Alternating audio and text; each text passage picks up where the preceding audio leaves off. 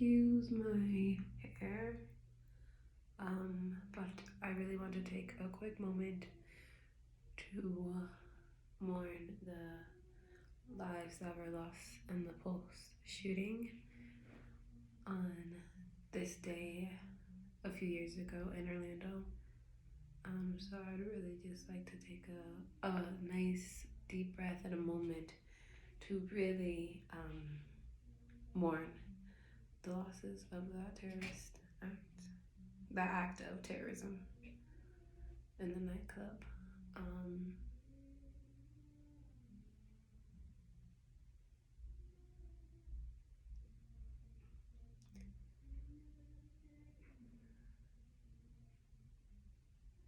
so,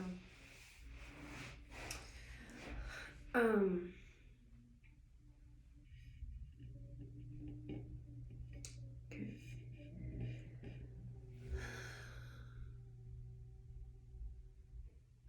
this video and this thing that I've got doing is very indifferent. It's not your typical self-evaluation and self-regulation. Is more so about refocusing into reality and refocusing on what's really important.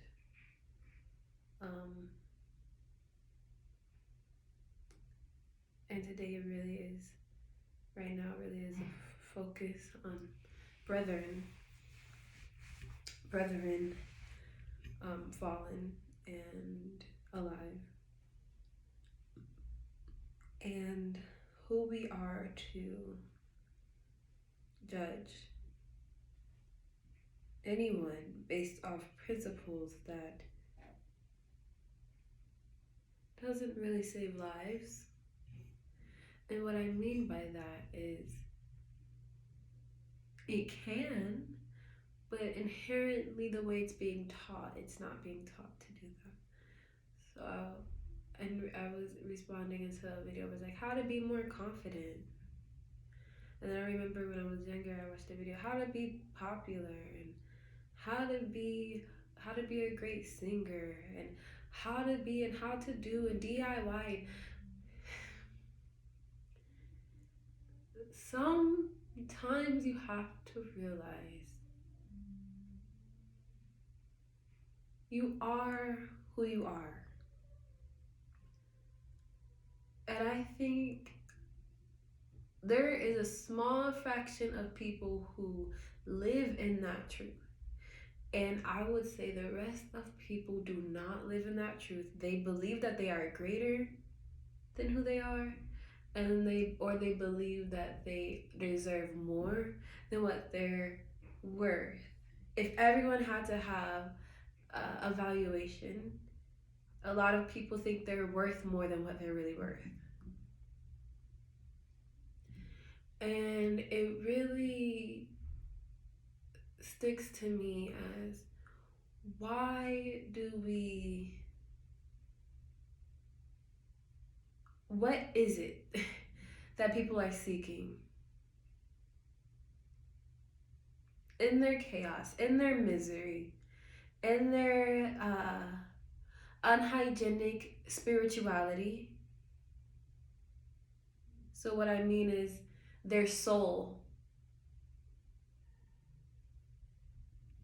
If you're not growing your soul is decaying.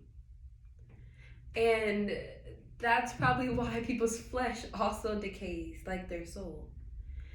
And the number one way, and if cleanliness is truly next to godliness, then we should have very hygienic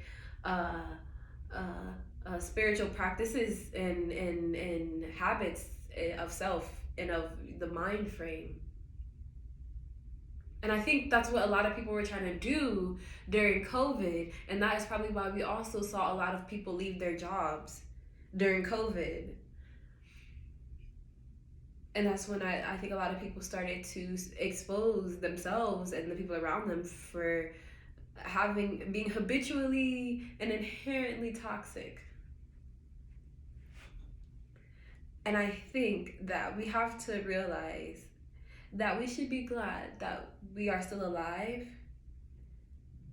but you have to take a step back and not be happy about death. Death is not something that's easy.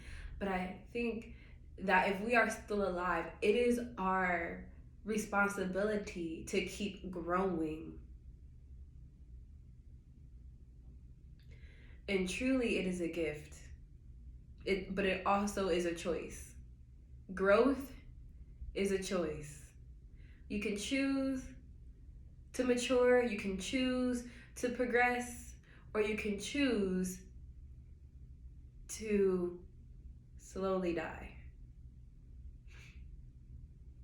and enter the cycle in a different form. It's almost like as if your mind starts to prepare you for death. So you start to look for, what is life after death? What is a near-death experience? What is this? What is that? What is this? What's the soul? What is this? And it's like you're preparing for your advancement of judgment. So yeah. So I'm gonna leave it here. I'm just gonna go outside. The sun is setting. I'm gonna get some nice sunset, and I'm gonna chill. I might try to fix this bun. So yeah. And it's like lopsided. Oh my god. But yeah, thank you guys.